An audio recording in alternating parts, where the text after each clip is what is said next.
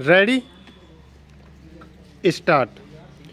महोदय, महात्मा गांधी से एक बार पूछा गया था कि क्यों वे भारत में भी ब्रिटेन की तरह का विकास चाहते हैं, तो उन्होंने नकारात्मक जवाब देते हुए कहा था कि जब एक इतने छोटे से देश को एक खास तरह की जीवन शैली प्राप्त करने के लिए दुनिया के इतने बड़े हिस्से को उपनिवेश बनाना पड़ा, तो भारत जैसे बड़े देश को तो न जाने कितने बड़े उपनिवेश की आवश्यकता होगी। दूसरे शब्दों में उन्होंने कहा कि बाहरी वैभव पर आधारित विकास जो दूसरों के संसाधनों की लूट खसोट पर आधारित हो, कभी भी आदर्श या अनुकरणीय नहीं माना जा सकता है। एक अन्य स्थान पर महात्मा गांधी ने कहा कि प्रकृति के पास जब लोगों की आवश्यकताओं की आपूर्ति के लिए तो पर्याप्त संसाधन हैं, पर अपेक्षाकृत कहीं कम लोगों के भी लालच को पूरा करने के लिए उसके पास पर्याप्त संसाधन नहीं हैं। दूसरे शब्दों में, जब तक हम धरती से केवल अपनी आवश्यकताओं की मांग करेंगे, तब तक तो कोई समस्या नहीं है। लेकिन यदि अंतहीन लालच का दबाव कुछ लोग भी धरती पर डालेंगे, तो कई गंभीर समस्याएं उत्पन्न हो जाएंगी। अतः पर्यावरण संरक्षण या टिकाऊ विकास जैसे शब्दों को प्रयोग किए बिना ही महात्मा गांधी की सोच इस बारे में बहुत स्पष्ट थी कि वैभव और भोग विलास की जिंदगी किसी न किसी स्तर पर विषमता फैलाने, दूसरों के हक व संसाधन छीनने पर आधारित है, तथा जब तक यह भोगवादी सोच और उससे जुड़ी विषमता पनप रही है, बढ़ रही है, तब तक प्रकृति सुरक्षित नहीं है।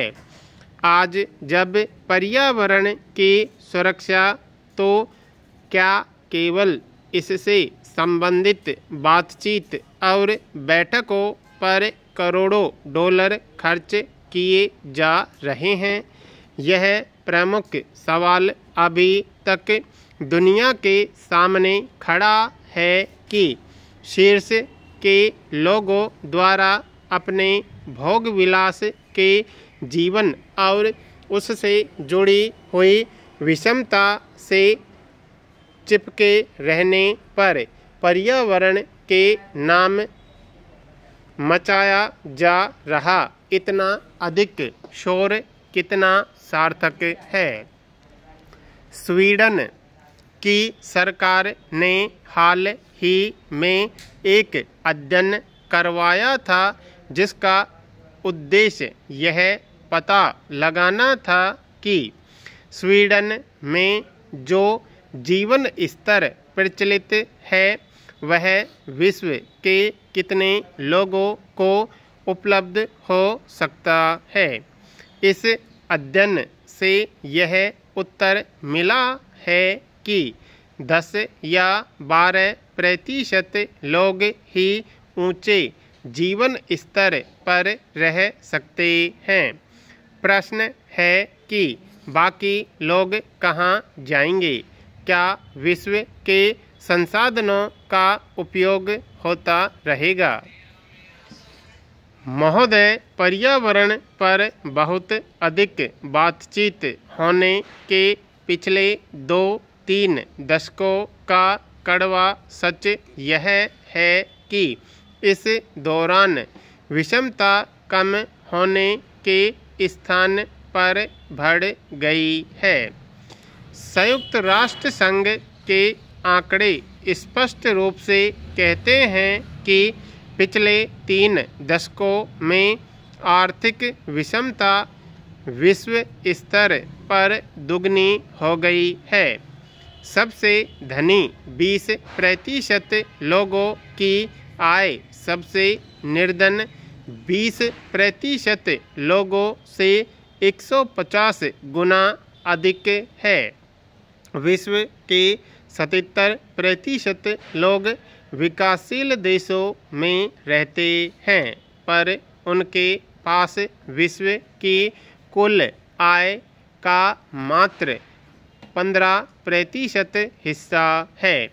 दूसरे शब्दों में, विकसित या धनी देशों में मात्र 23% लोग रहते हैं, पर उनके पास विश्व की कुल आय का 85% हिस्सा है। यह तो रही अंतर्राष्ट्रीय स्तर पर विषमता की बात। इसके अतिरिक्त राष्ट्रीय स्तर पर भी अनेक देशों में बहुत अधिक आर्थिक विषमताएं हैं। निर्धन देशों में भी ऐसी स्थिति काफ़ी सामान्य है कि ऊपर के 20% लोगों के हाथ में राष्ट्र की 60% आय होती है।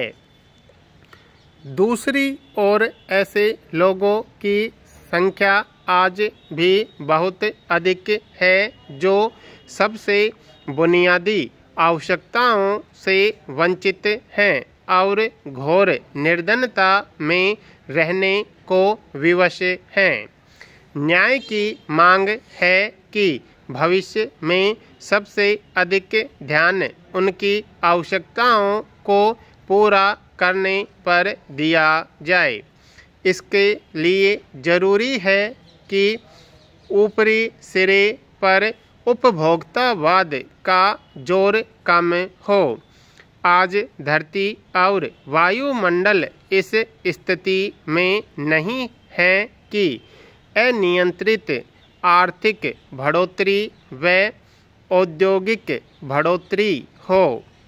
प्रकृति के साथ अन्याय किए बिना लोगों की आवश्यकताएं पूरी करनी हैं, तो इसके लिए यह बहुत जरूरी है कि ऊपरी सिरे पर लालच और भोग विलास का जोर कम किया जाए।